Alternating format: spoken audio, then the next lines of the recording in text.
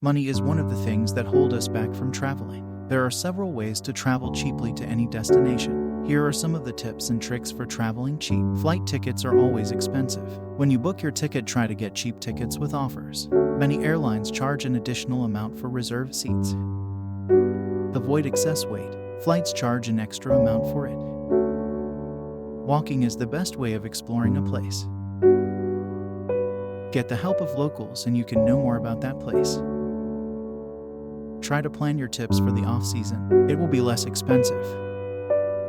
Visit your places or museums on the days of free entrance. You can visit places without paying. Register in airline programs. You will receive points that can be redeemed for other flights. Stay away from gift shops and typical places designed to attract tourists.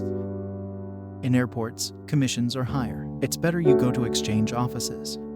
Carry packet food and snacks so that you can save money by eating it for breakfast, etc.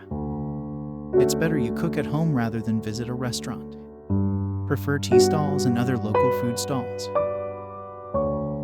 Be careful while giving tips. Spend by checking your daily budget.